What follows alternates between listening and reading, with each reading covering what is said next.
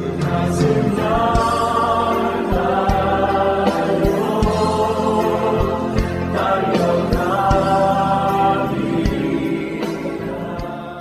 하나님 말씀 보시겠습니다.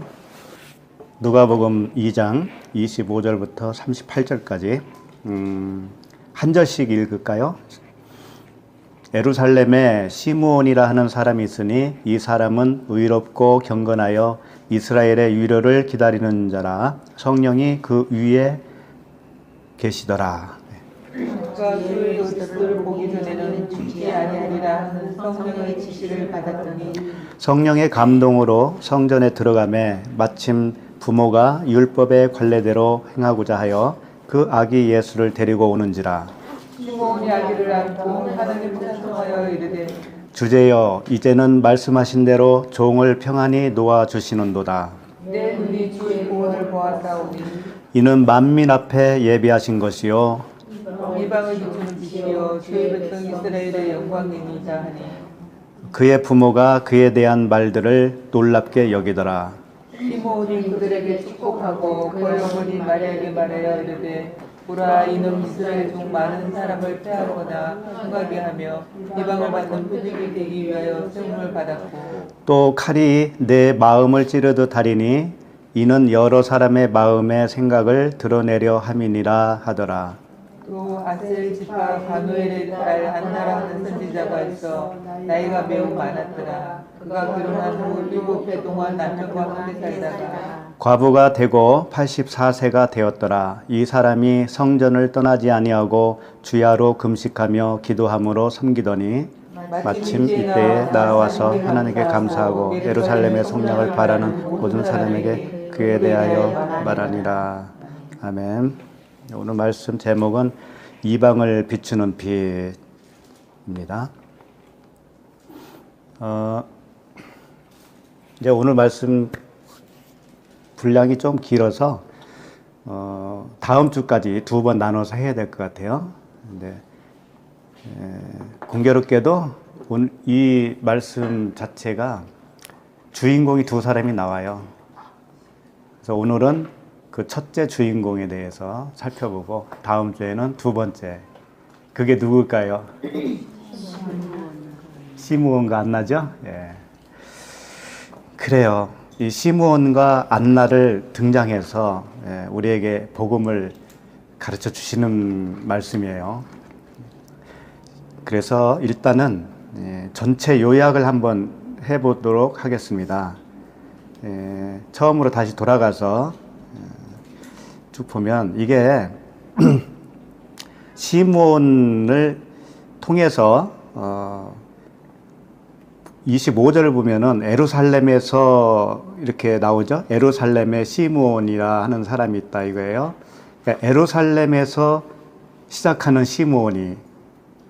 시므온이에요. 그래서 예루살렘에서 시작해서 어디로 들어가냐면은 성전으로 들어가는 거예요. 예루살렘에서 성전으로 들어가요. 그런데 안나는 이 안나 선지자죠. 선지자가 몇 절부터 나오죠? 36절이죠. 여기 보면은 아셀 지파 바누엘의 딸 안나. 안나는 벌써 선지자예요. 나이가 매우 많았더라. 이제 쭉 가면은 37절에 보면은 성전을 떠나지 아니하고 그러잖아요. 그러니까 이 안나 선지자는 성전에 있는 사람이에요. 성전에서 출발을 하는 거예요. 그러니까 마치 예루살렘에서 시므온이 달리기를 해서 안나 선지자에게 바톤을 넘겨주는 것 같은 그런 그림이에요, 이게. 그래서 이 안나 선지자가 보면은 38절의 끝에 보면은 예루살렘의 속량을 바라는 모든 사람에게 그에 대하여 말하니라 그러잖아요. 그러니까 성경이 참 보면은 참 재밌어요. 하나님이 어떻게 이렇게 기록을 하셨을까. 그러니까 굉장히 의도적이에요. 성경 말씀이 전부 다 그렇습니다. 단어 하나하나마다 하나님이 다 그 뜻을 담고 의도성을 가지고 기록을 해 놓으셨어요. 그러니까 안나 선지자를 통해서 이제 그 시므온이 예루살렘에서부터 시작을 했는데 거꾸로 안나 선지자는 예루살렘으로 들어가는 거예요. 네, 그런 모습으로 끝나요. 예.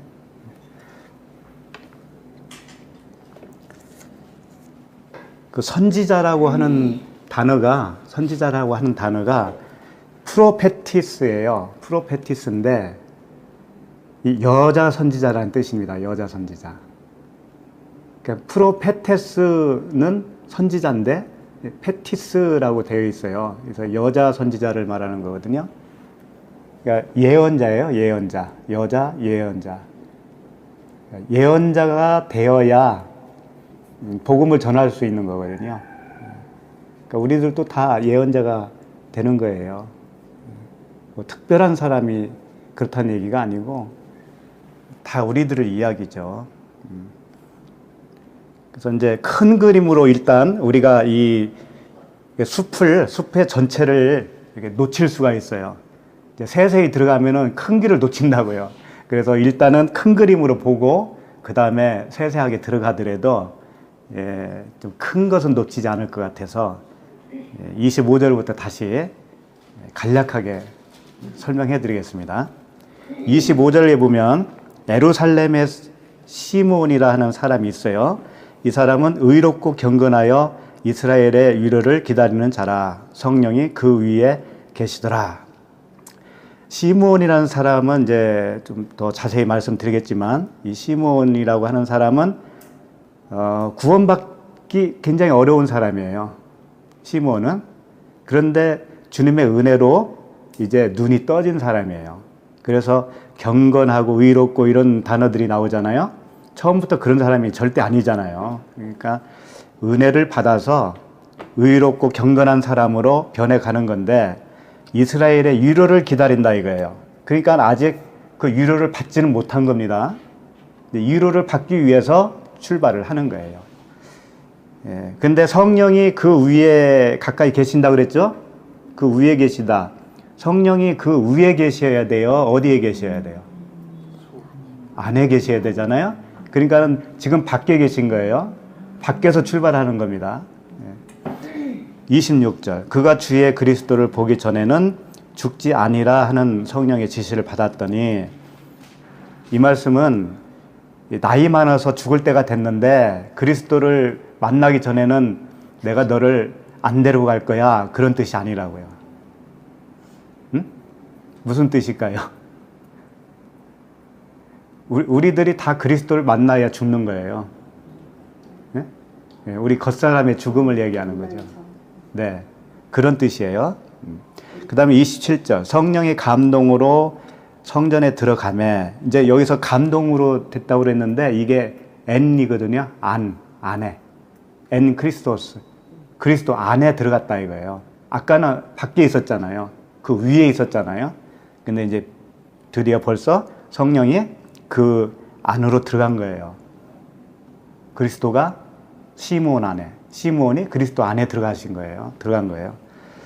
그러니까 성전에 들어가매 이렇게 바로 표현이 되는 겁니다. 성전에 들어가니까 부모가 율법의 관례대로 행하고자 하여 그 아기 예수를 데리고 오는지라. 예수를 데리고 와서 성전에서 이제 만난 거죠. 시므온이 아기를 안고 하나님을 찬송하여 이르되 주제여 이제는 말씀하신 대로 종을 평안히 놓아 주시는도다. 이제 그 아기 예수를 만나니까 어떻게 되냐면은 종을 평안히 놓아 주시는도다 이렇게 되는 거예요. 해방이죠, 해방. 해방을 맞이한 거죠. 예수 그리스도를 만나면 해방이에요. 그렇게 보면 되고 이제 그러면서 이 30절에 보면은 내 눈이 주의 구원을 보았사오니 그러잖아요. 눈이 구원을 봐야 되는 거예요. 우리도 그리스도를 본다고 하는 것은 우리의 마음의 눈으로 보게 되었다라는 뜻이잖아요. 안목의 정욕이 해결되는 거죠. 그리고 이제 그 시므온의 계속되는 고백이 나오죠. 이는 만민 앞에 예비하신 것이요 이방을 비추는 빛이요 주의 백성 이스라엘의 영광이니이다 하니 그랬습니다. 이방을 비추는 빛이 예수 그리스도라는 거죠. 근데 이방을 비춘다는 말을 들으면 좀 기분 나빠할 사람들이 있을 것 같은데 어느 분들이 기분 나쁠 것 같아요? 그렇죠. 본토에 있는 유대인들이죠. 이스라엘 사람들. 예. 근데 왜 그리스도를 이방에 비치는 빛이라고 표현을 할까요? 이것은 물론 이 나라의 이스라엘이라고 하는 나라, 그 백성들을 하나님의 백성이라고 선민으로 선택을 했죠. 그리고 나머지 나라들은 이방 나라로 이렇게 표현을 합니다. 그렇지만 영적 의미로는 전혀 달라요. 처음에 우리가 예수를 믿잖아요. 그럼 우리가 다 유대인이에요.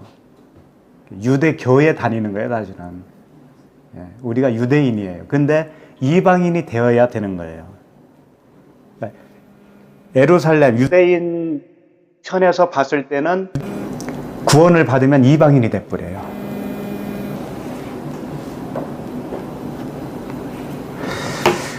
그런 의미예요. 그래서 좀 더 자세히 말씀드리겠지만, 그래서 이방인을 비추는 빛이에요. 우리도 거듭나면 이방인이 돼버려요. 이 세상에 대해서도 이방인이에요, 우리는. 그래서 나그네와 행인같이 산다고 그러잖아요. 그와 같은 존재로 우리를 부르시는 거거든요. 그래서 반드시 이방인이 되어야 돼요.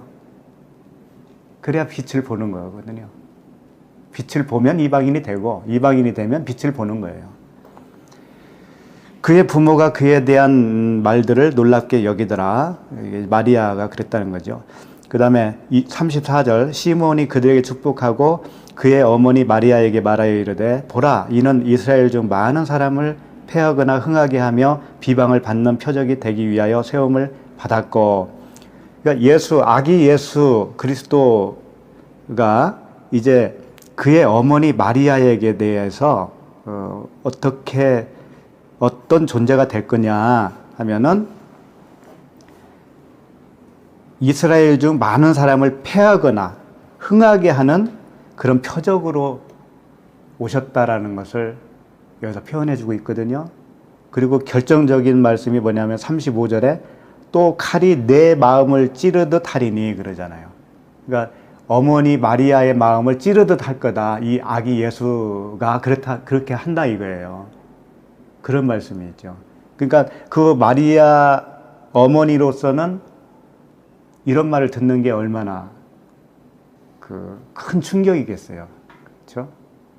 근데 우리도 마리아거든요. 그러니까 우리의 마음이 찔림을 당해야 되잖아요. 그 칼로 혼과 영과 쪼개지고 관절과 골수가 쪼개지고 나의 생각과 하나님의 뜻이 구분되어지는 그 칼로 찌름을 받겠다라고 하는 것을 여기서 예언의 말씀으로 주고 있는 거죠. 다 우리들 얘기예요. 우리들 얘기. 그리고 나서 이제 아셀 지파에 있는 파누엘의 딸 안나 이야기가 나오는 거예요. 이 안나라는 뜻은 뭐냐면은 은혜라는 뜻이에요. 은혜. 한나 있잖아요. 한나. 히브리어로 한나가 헬라어로 안나예요. 같은 건데 은혜다 이거예요. 그러니까 은혜 받은 이 선지자, 여선지자, 이 사람이 나이가 매우 많았더라. 그가 결혼한 후에 7해 동안 남편과 함께 살다가, 자, 7해 동안 남편과 살았다는 의미는 뭐예요? 그렇죠. 우물가 여인처럼 그 6 남편, 또 육체로 오신 예수님까지 몇 남편이에요? 7 남편이죠. 그러니까 7번째 남편을 만나는 순간에 정말 이제 과부가 되는 거예요. 가짜 남편들이 다 떠나가는 거예요. 근데 7번째 육체 예수까지도 떠나가야 되는 겁니다. 그래야 그리스도로 오는 거예요. 그래서 1일째부터 7일까지 그 언약, 7 언약의 기간을 이렇게 남편으로 표현하는 거예요. 그러니까 율법의 남편을 7해 동안 데리고 살다가 드디어 율법에서 벗어났어요. 그때부터 몇 년이라는 거예요? 예, 여기서 이제 과부가 되고 84세가 되었더라고 그랬는데 현재 나이가 84세가 되었다는 얘기가 아니에요. 과부가 된 지 84년이 되었더라 이렇게 돼야 되는 거예요. 예, 번역을 좀 이상하게 해놓은 거예요. 이게 사실은 100세가 넘었어요. 이 사람은 105세 정도 돼요. 14살에 결혼했으면 105세가 되고 15살에 결혼했으면 106세가 돼요. 이때가. 어쨌든 84라는 것도 의미가 있는 거죠. 자세히 볼 때 이제 보게 될 거고. 성전을 떠나지 아니하고 주야로 금식을 하며 기도했다라고 되어 있습니다. 성전에서 84년을 살면서 주야로 금식했대요. 밥은 언제 먹어요, 그럼? 주야로 금식했으니까 밥은 언제 먹으냐고. 이 금식은 무슨 금식일까요? 그렇죠. 그 육체, 우리로 말하면 육체의 생각, 육체의 사고 방식, 이런 것들로 인해서 떨어져 나온 상태예요. 이별된 상태, 땅에서 들림받은 상태, 그게 금식이에요. 그게 율법 금식. 육신의 생각으로 살지 않는 그런 상황을 이렇게 표현하는 거죠. 그렇게 하다가 마침 이때에 나와서 그랬으니까 이때가 언제냐면 아기 예수가 성전으로 이제 마리아를 통해서 왔잖아요. 그때 하나님께 감사하고 예루살렘의 속량을 바라는 모든 사람에게 그에 대하여 말하니라. 이 사람은 성전이 되었어요. 빛이 된 사람이에요. 그러니까 에루살렘이라고 하는 것은 표면적 유대인을 말하는 거예요. 에루살렘도 두 가지가 있습니다. 하나는 표면적, 이 땅에 있는 에루살렘이 있고 위에 있는 새 에루살렘이 있죠. 그러니까 이 땅에 있는 에루살렘, 그리스도를 모르는, 복음을 모르는 그들에게 전해서 새 에루살렘이 되게 하는 거죠. 그러니까 이렇게 말씀을 이렇게 대충 보면은 이런 구조로 되어 있어요. 그래서 시므온으로부터 시작해서 안나 선지자를 통해서 표면적 유대인이 되어 있는 그 예루살렘의 성도들에게 복음을 전하는 것으로 이렇게 마치고 있습니다. 다르게 표현하면 시므온은 예수라고 하는 육체 예수를 표현한다면 이 안나는 그리스도 성령을 표현하고 있다고 봐도 돼요. 그런 구조로 되어 있어요. 그런 구조로 하나님이 우리에게 말씀하시고 있다라는 것 자체가 우리라고 하는 존재가 이 두 가지 구조로 되어 있다라는 것을 가르치고 싶은 거죠. 우리는 이 세상에 삽니다. 겉에 있는 거죠. 겉에 있는 세상. 그렇지만 하나님은 어디로 이끌어가냐면 우리를 속으로 이끌어가요. 실제 사는 건 우리는 속에서 산다는 거예요. 이 겉에 벌어지고 있는 이 세상은 우리에게 무슨 의미가 있을까요? 여기에 목적은 아니죠. 이 세상 사는 것 자체가 최종 목적이 될 수가 없고요. 목표도 아니에요. 목표는 항상 그 안에 있는 성전 되는 거죠. 새 예루살렘에 가는 거예요. 우리는 겉에 있는 예루살렘에서 시작을 하지만 위에 있는 새 예루살렘 성도로 부름을 받은 거예요. 그러니까 위로를 받는다고 하는 것은 진정으로 위로는 그거밖에 없어요. 이 세상은 매일같이 파도가 일듯이 그렇게 잔잔하지가 않습니다. 이 세상은 잔잔한 세상이 아니에요. 위험한 세상이에요. 이 세상은 안전하지가 않아요.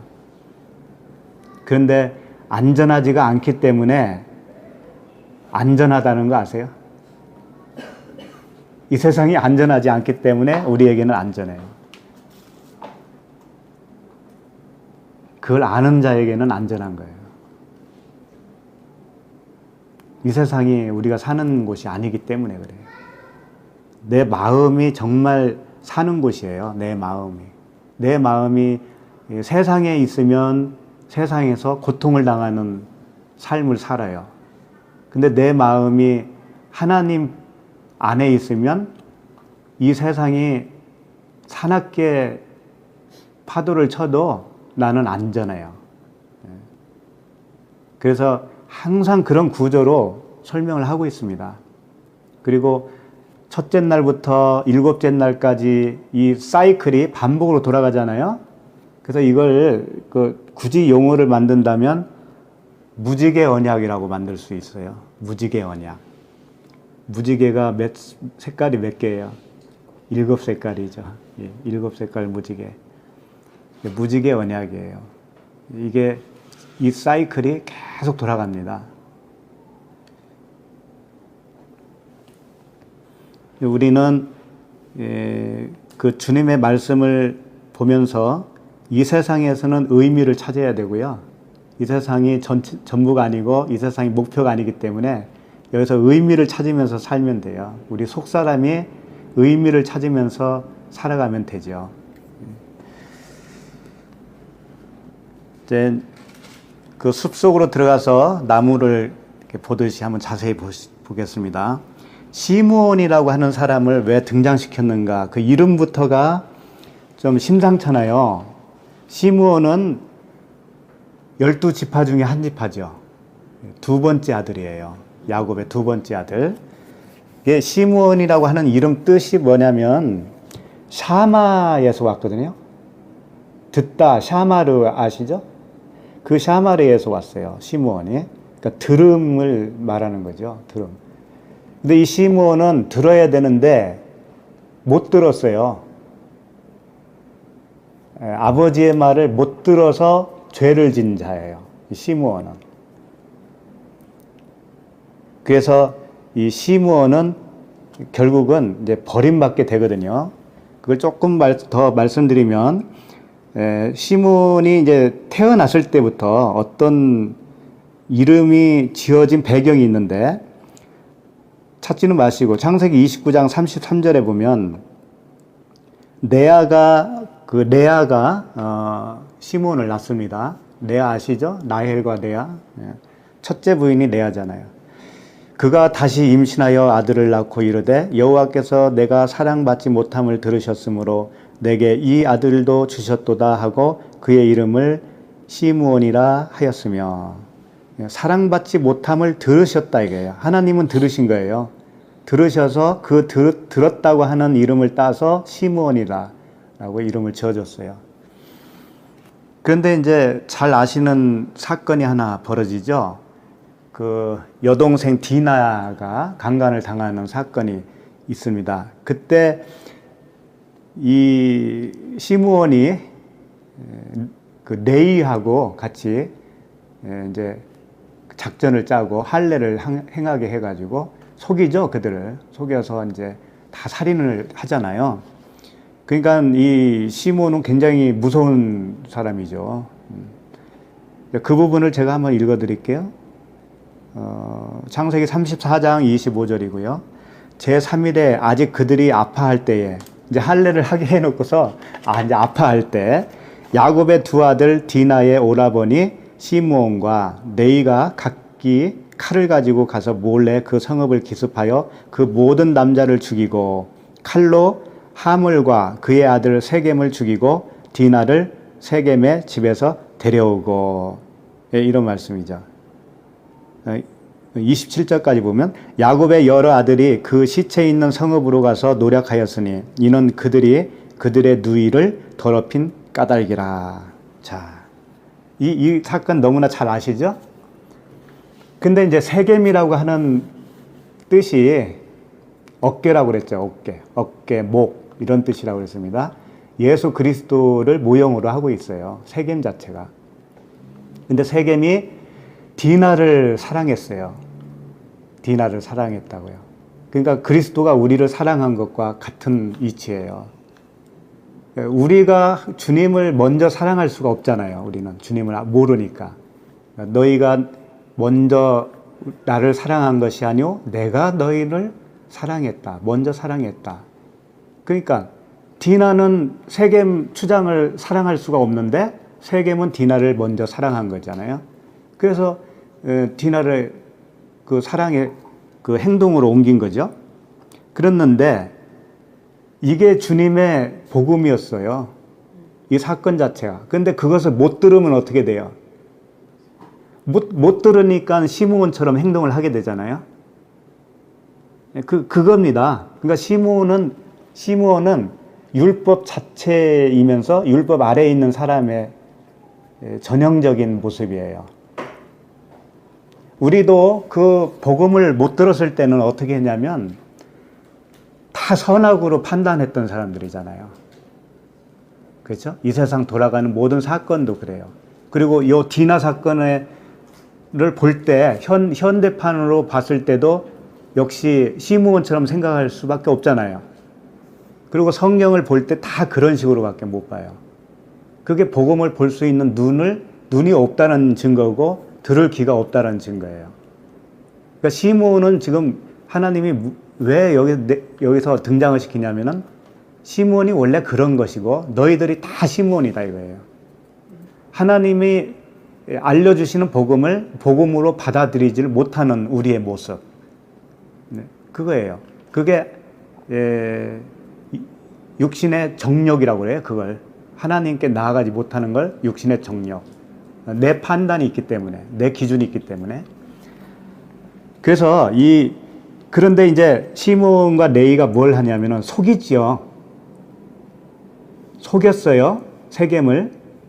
속이니까는 어떻게 속였냐면은 할례를 하면 디나를 주겠다. 그런 조건이었단 말이에요. 그러니까 율법, 할례는 뭐예요? 율법이죠. 그러니까 마치 이런 거예요. 이 율법을 내가 주는데 이걸 잘 너희들이 행하면 복을 줄게. 라는 거하고 똑같은 거예요. 그렇잖아요. 어? 내가 제안하는 할례를 너희들이 다 하면은 디나도 주고 너희들이 우리 이제 한 가족이 되고 물품도 서로 교환하고 이렇게 잘 먹고 잘 살자. 사이좋게 살자. 이게 얼마나 좋은 제안이었어요. 그걸 덜컥 받아들였잖아요. 받아들이는 것도 우리들의 모습이에요. 그래서 로마서에는 이런 말씀을 하고 있습니다. 로마서 7장 11절에 보면은 죄가 기회를 타서 계명으로 말미암아 나를 속이고 그것으로 나를 죽였는지라. 세겜이 죽었잖아요. 속임을 받고 죽었잖아요. 이 말씀이라고 이게. 그러니까 죄가 기회를 탔다는 건 뭐냐면 우리 자신이 죄인이잖아요. 그러니까는 그 계명은 이제 계명이 뭐예요? 명령이잖아요. 명령. 너 할례를 해라. 그러면 내가 디나를 신부로 줄게. 이게 계명이란 말이에요. 이게 율법이란 말이에요. 그럼 죄인 된 나는 그걸 덜커덕 받아들인단 말이에요. 그러면 그 계명이 나를 속인 거지. 그 율법이 나를 속인 거잖아요.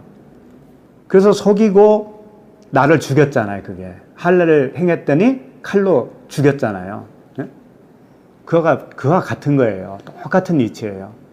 그래서 율법은 우리를 속이고 들어오는 거예요. 왜 속이고 들어오냐면은 사실 속인 게 아닌데 내가 속는 거예요. 왜? 내가 죄인이기 때문에. 그 율법의 진의를 알아보지를 못하기 때문에 덜커덕 속는 거예요. 우리가 죄인이기 때문에. 그러니까 세겜과 디나를 통해서 이런 원리를 가르쳐 주시고 또 하나님이 우리를 얼만큼 사랑하시는가를 세겜을 통해서 가르쳐 주신다고요. 그러니까 하나님의 사랑은 디나를 범한 것과 같은 사랑이에요. 우리는 눈이 없기 때문에 하나님을 도저히 사랑할 수가 없는데 그분이 일방적으로 우리를 먼저 사랑해 주시는 거예요. 그걸 다만 강간처럼 보여주는 것 뿐이죠. 그러니까 그 로마서 7장 11절에서 죄가 기회를 타서 계명으로 말미암아 나를 속이고 그것으로 나를 죽였는지라. 이로 보건대 율법은 거룩하고 계명도 거룩하고 의로우며 선하도다. 율법이 거룩하고 계명도 거룩한데 왜 그럴까요? 나를 죽여야 되기 때문에 그래요. 나를 죽여야, 내가 죽어야 완성이 되어지고 다시 살아날 수가 있거든요. 그러니까 죽지 않으면 안 된다는 것을 말씀하고 있는 거예요. 그래서 율법의 기능, 죄를 깨닫게 하는 그 기능, 예, 그걸로 인해서 우리가 죽는 겁니다. 그게 십자가의 죽음이에요.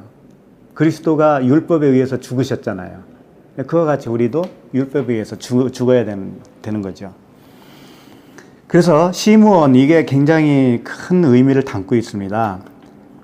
그리고 야곱이 그 12아들을 다 모아놓고 이제 죽기 전에 마지막에 이렇게 축복하는 그 장면이 있습니다. 거기서 이제 12제자들을 다 축복을 해요.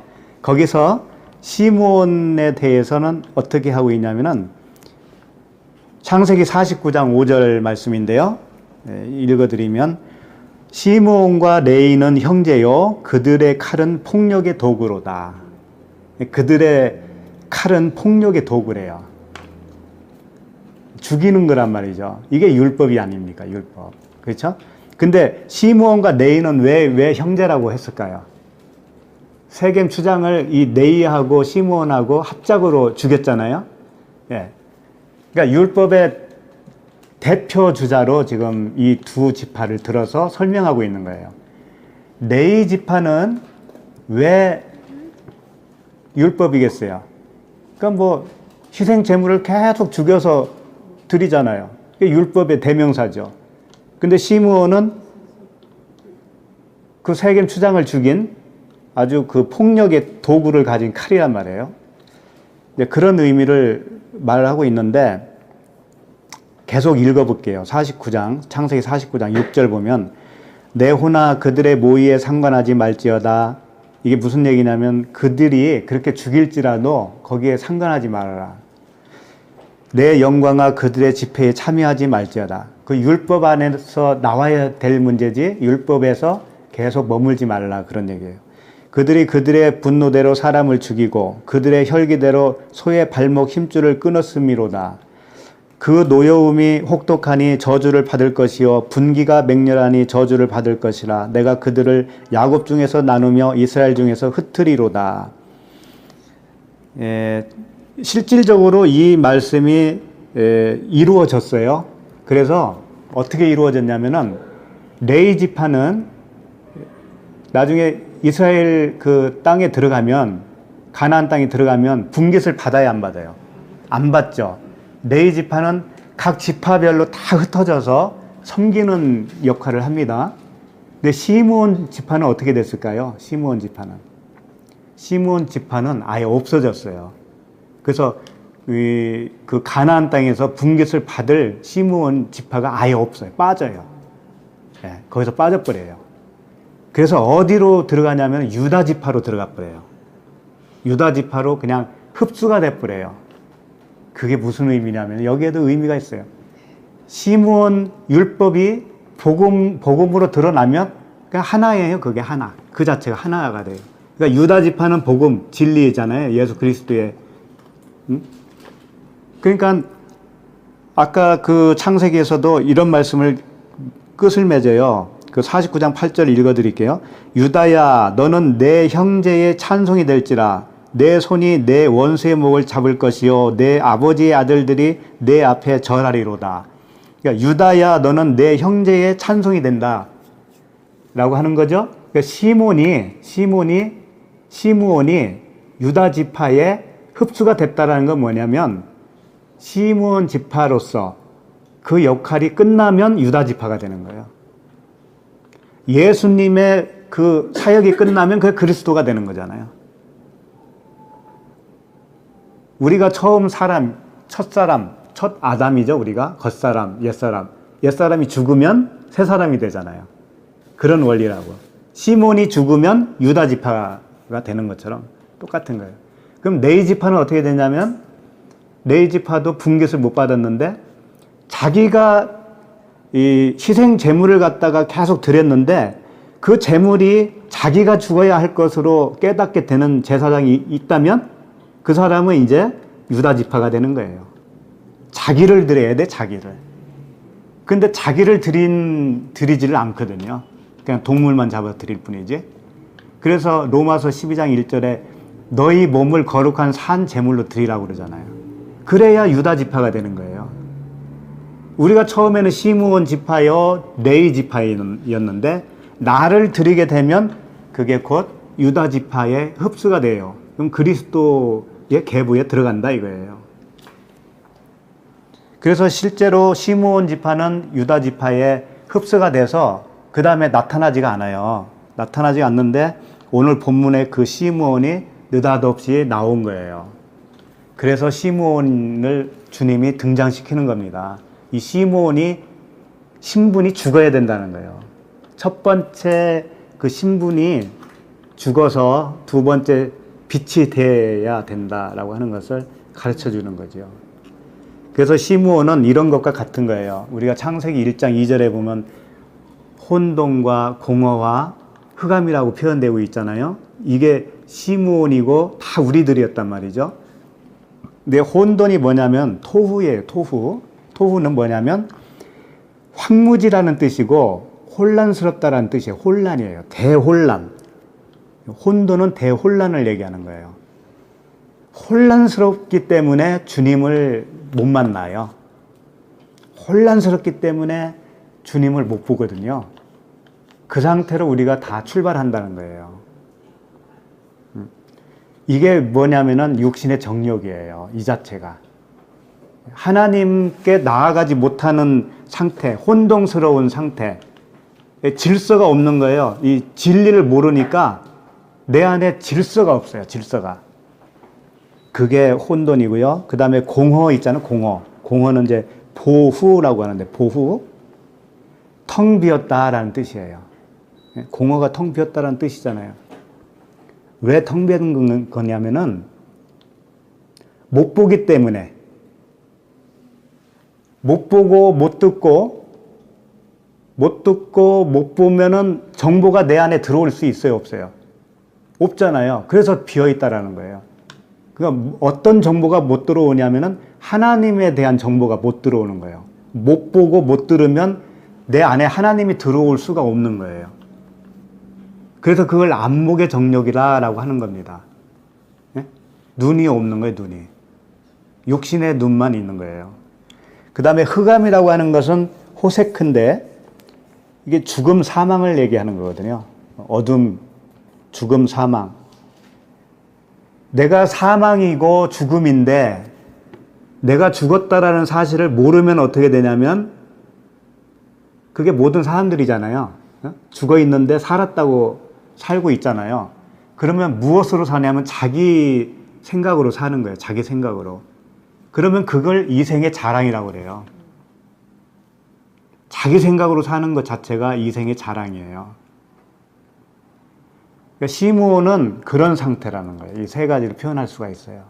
그리고 모든 사람이 다 그렇습니다. 이제 여기서 시작을 하는 거예요.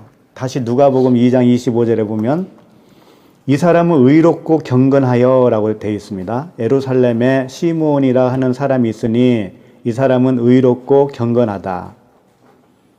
예루살렘은 아까도 말씀드렸죠. 표면적인 예루살렘이에요. 이 땅의 예루살렘. 새 예루살렘이 아니고 첫 번째 예루살렘. 그러니까 여기서부터 나와야 구원입니다. 근데 이제 나오기 시작을 하는 거예요. 시므온은.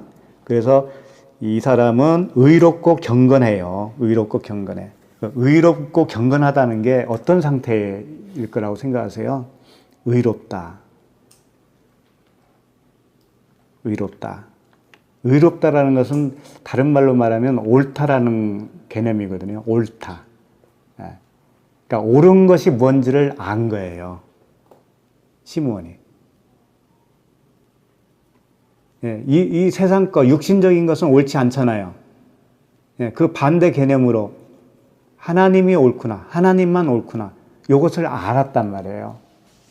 그리고 경건하다고 하는 것은 뭘까요? 경건은. 우리가 생각하는 경건은 거룩하고 TV도 보지 않고 연속극도 안 보고 어디 뭐 여행도 가지 말고 뭐 그런 거 거룩하고 그게 경건이잖아요. 성경책을 읽어도 누워서 읽지 않고 똑바로 앉아서 읽는다든가 기도를 해도 그냥 하지 않고 무릎을 꿇고 한다든가 그런 거. 네. 근데 로마서 4장 4절에 보면요, 우리 잘 아시는 말씀이죠. 로마서 4장 4절에 보면 일하는 자에게는 그 삭시 은혜로 여겨지지 아니하고 보수로 여겨지거니와 일을 아니할지라도 경건하지 아니한 자를 의롭다 하시는 일을 믿는 자에게는 그의 믿음을 의로 여기시나니. 이런 말씀이 있어요. 일하는 자에게는 그 일한 것을 삭스로 여긴대요. 그러면 당연히 은혜가 아니지요. 그런데 그 경건이라는 건 뭐냐면 일을 아니할지라도 그 일을 안 한 사람을 의롭다라고 하는 하나님을 믿으면 그러면 그 사람이 경건하다 이거예요. 그런 사람이 경건인 거예요. 일을 안 해도, 일을 하나도 안 했고 싹쓸 받을 게 하나도 없는데 하나님이 그 사람을 의롭다라고 한다 이거예요. 하나님은 그런 하나님이라고 하는 것을 믿잖아요. 그럼 그렇게 믿는 사람이 경건한 사람이다 이거예요. 쉽죠? 그런데 오해하지 말아야 될 것이 뭐냐면 일을 아니할지라도 라고 했으니까 아무 일도 안 했다라고 생각하지 마세요.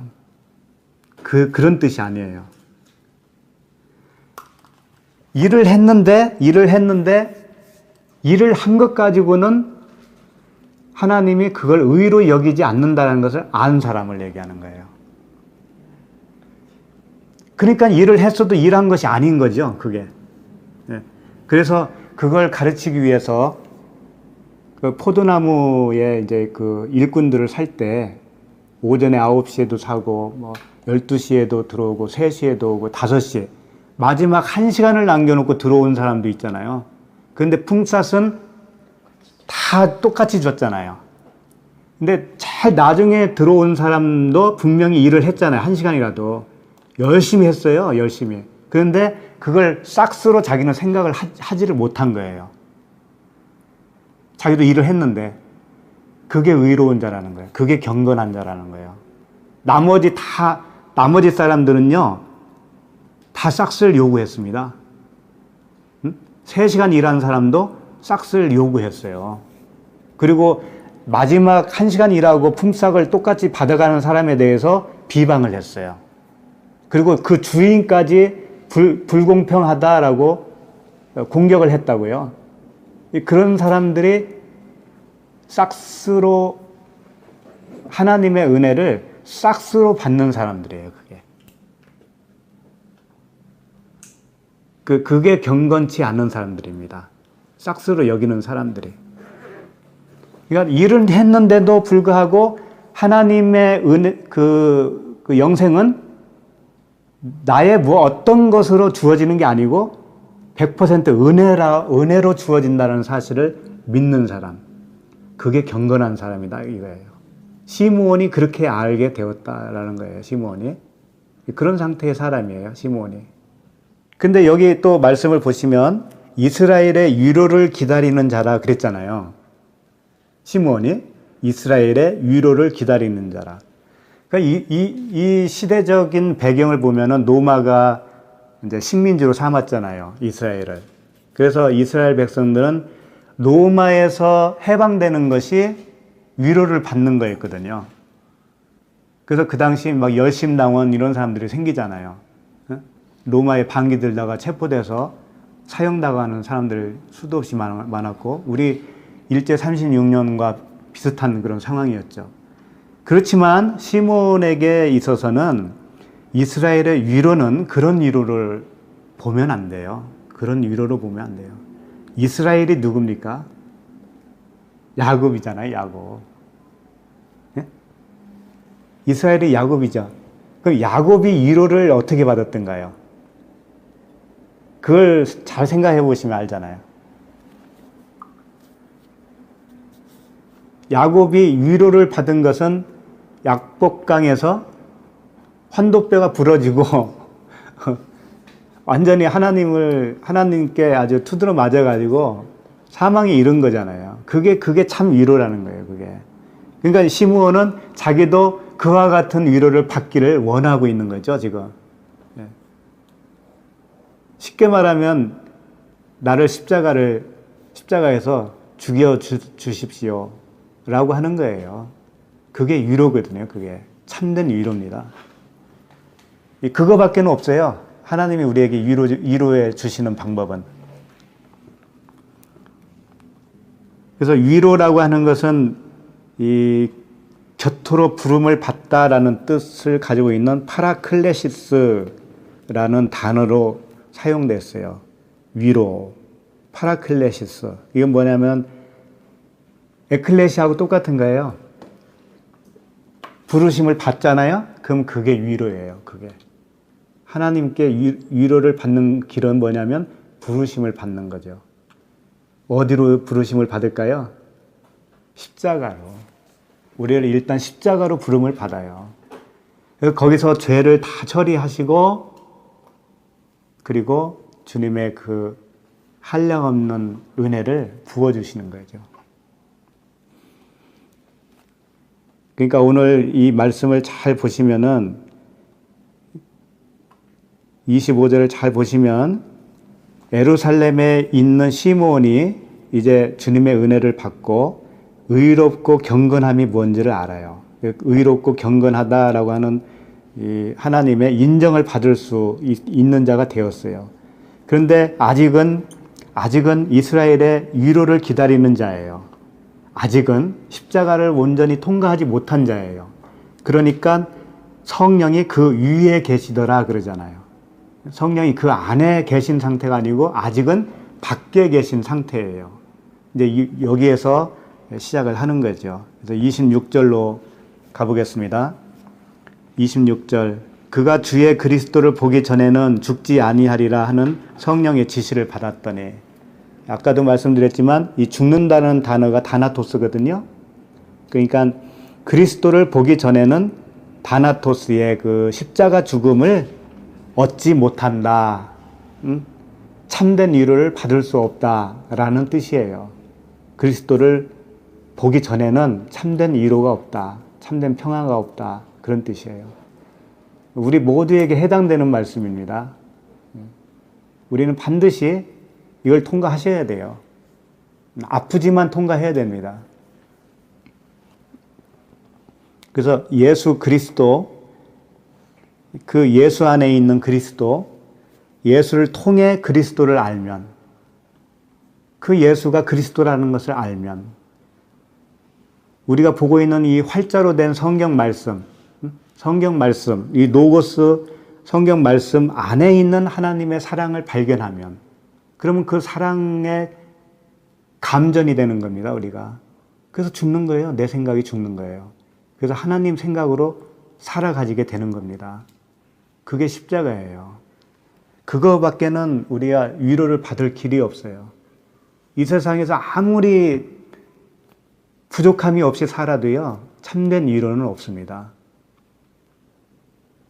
그리고 이 세상에서 좀 부족하다 할지라도요, 그것이 우리를 고통스럽게 하지는 못합니다. 하나님의 사랑을 받은 자는요. 그 사망에서 끊을 자가 없다고 그러잖아요. 그 사랑에서 끊을 자가 없다. 사망이라도 끊을 자가 없다. 27절 보시면 성령의 감동으로 성전에 들어가매 마침 부모가 율법의 관례대로 행하고자 하여 그 아기 예수를 데리고 오는지라. 성령의 감동이라고 되어 있는데 엔토 푸뉴마티 이렇게 되어 있어요. 엔은 뭐냐면 안에. 토는 그라는 뜻이에요. 그러니까 그 성령 안에라는 뜻이에요. 그 성령 안에서 성전에 들어갔다. 그런 뜻입니다. 오늘날 우리로 말하면 우리 안에 성전이 생긴 거죠. 내가 그 성전 안에 들어갔고 내가 그 성전이에요. 그런 상태가 이제 이미 된 거죠. 부모가 그랬습니다. 부모가 율법의 관례대로 행하고자 하여 그 아기 예수를 데리고 오는지라. 그 부모는요, 이 고뉴스라고 해서 그냥 어버이, 부모 이렇게 되어 있어요. 어버이인데 이 부모라는 것도요, 떠나야 할 부모가 있고 공경해야 할 부모가 있어요. 부모는 나를 낳아준 말씀이에요. 말씀인데 버려야 할 부모가 있는 거죠. 그래서 남자가 부모를 떠나 그러잖아요. 부모를 떠나 아내와 한 몸을 이루지니라 그러잖아요. 그러니까 떠나 보내야 할 부모가 있어요. 그 부모는 율법이죠. 공경해야 할 부모는 뭐예요? 은혜와 진리의 복음이죠. 그 다음에 28절 시므온이 아기를 안고 하나님을 찬송하여 이르되, 여기서 이제 원어를 보면 시므온이라고 하는 직접적인 이름도 없고요, 아기라고 하는 단어도 없어요. 다만 어떻게 되어 있냐면 이렇게 되어 있어요. 그가, 시므온을 그가라고 표현한 거죠. 그가, 그 다음에 그를 이렇게 되어 있어요. 아기라는 그런 단어도 없어요. 그냥 그를. 그러니까 시므온, 그가 그를 이렇게 되어 있어요. 그래서 그걸 읽어드리면 카이, 그리고 아우토스, 그가 라는 뜻이에요. 그가, 아우토스, 에덱사토 이렇게 되어 있어요. 그러니까 그가 영접을 하였다, 그리고 그가 영접을 하였다 이런 뜻이거든요. 누구를 영접했냐? 그를, 아우토, 에이스타스, 앙칼라스 이렇게 되어 있어요. 이게 무슨 얘기냐면 왜 이렇게 표현을 했느냐 하면은 이런 거예요. 그러니까 시므온과 아기를 같은 입장으로 표현을 하고 싶은 거예요. 하나님이. 그라고 하는, 그러니까 시몬이라고 하는 그가, 아기라고 하는 그를 이게 안았다 이거예요. 그러니까 한 몸을 이루는 것을 표현하고 싶은 거예요.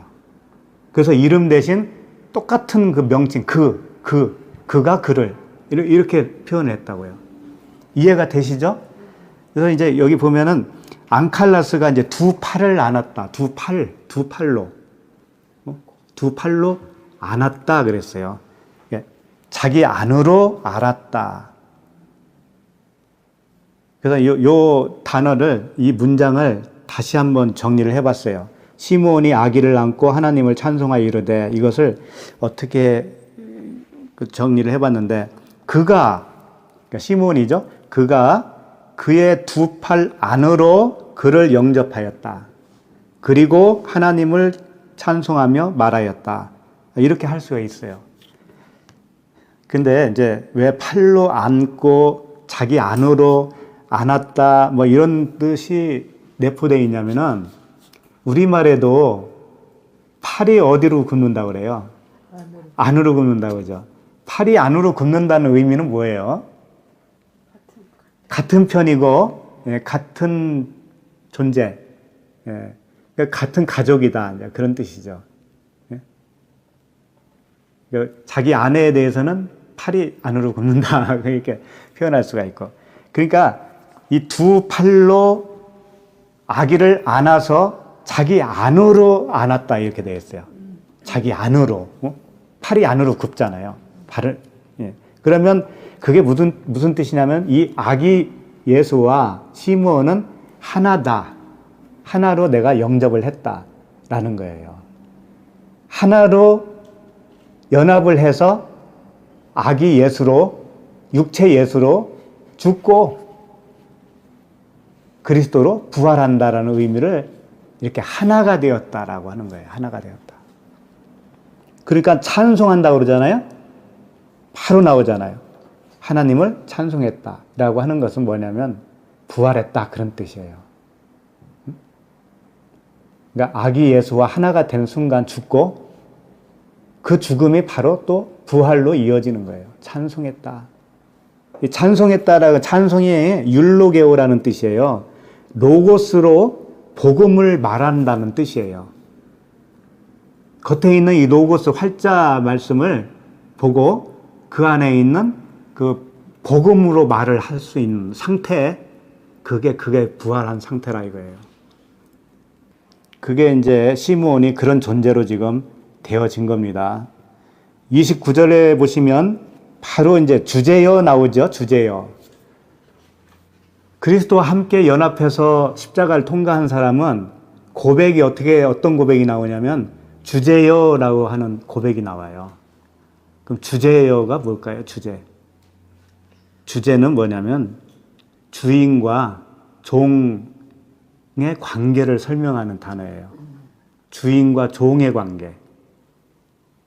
그러니까 그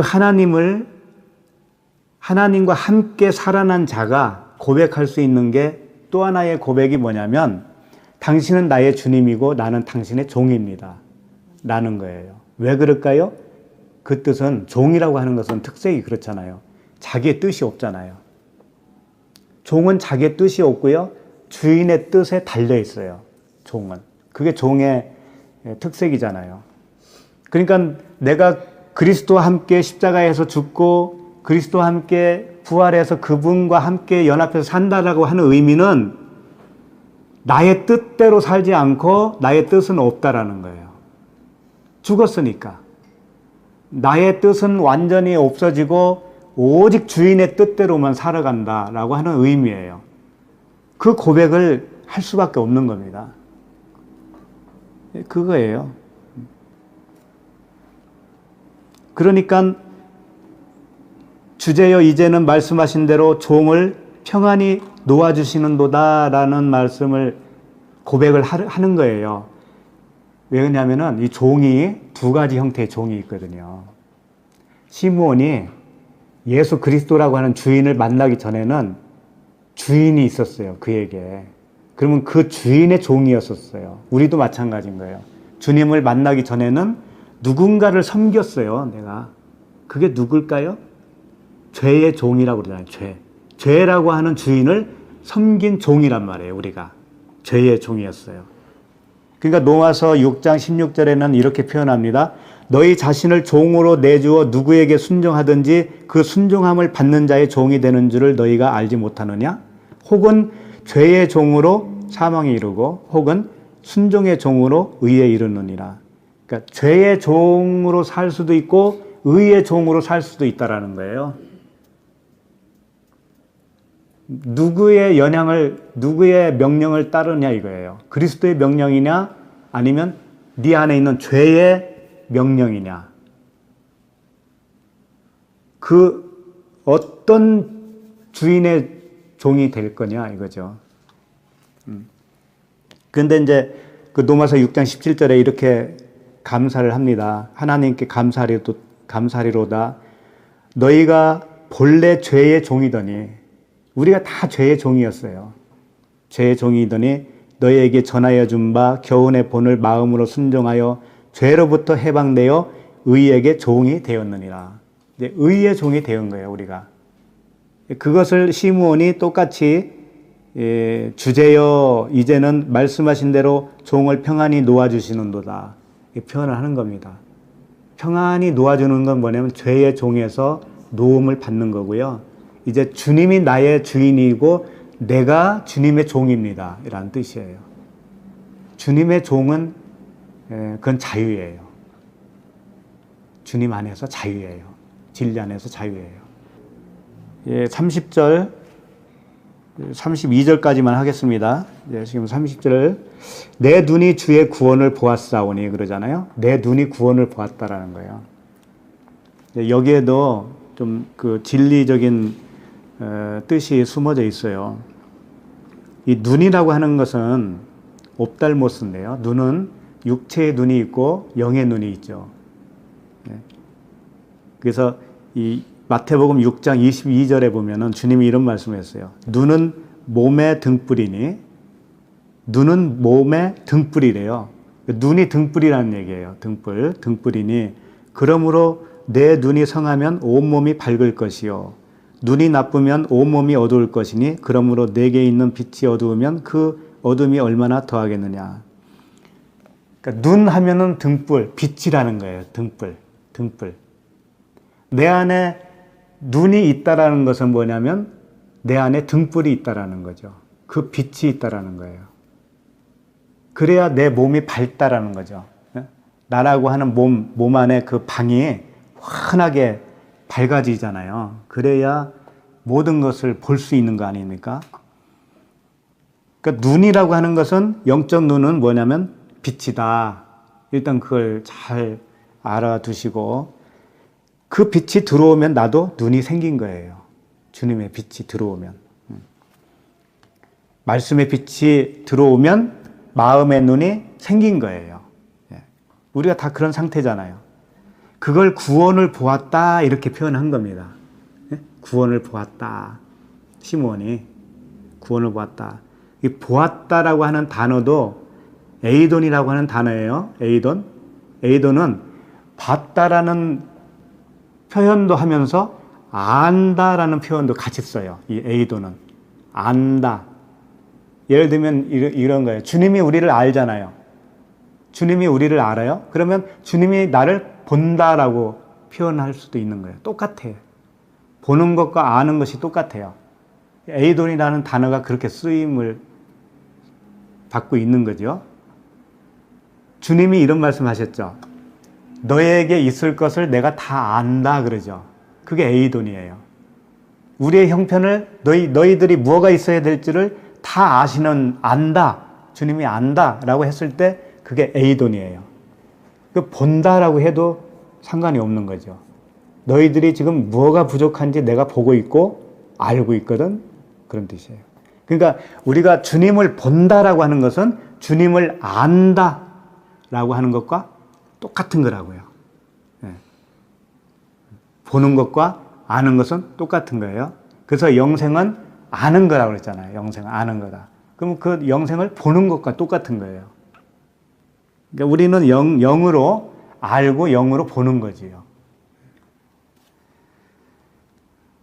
이 부부가 오래 살면은 뭐 서로 어떻게 된다고 그래요? 닮는다고 그러잖아요. 부부가 오래 살면은 진짜 그래요? 닮아요. 우리도 그 하나님과의 관계에서도 그 진리 하나님과 이렇게 오래 사귀잖아요. 그러면 닮아요. 그냥 훤히 알아요. 훤히 알아. 그러니까 우리가 그렇게 되는 거예요. 이게. 알고 안다는 것은 본다라는 거예요. 하나님을 아는 것이 하나님을 보는 거예요. 그러니까 그분과 사귐이 있으면 빛 가운데 사귀면 그러잖아요. 빛은 눈이에요. 눈.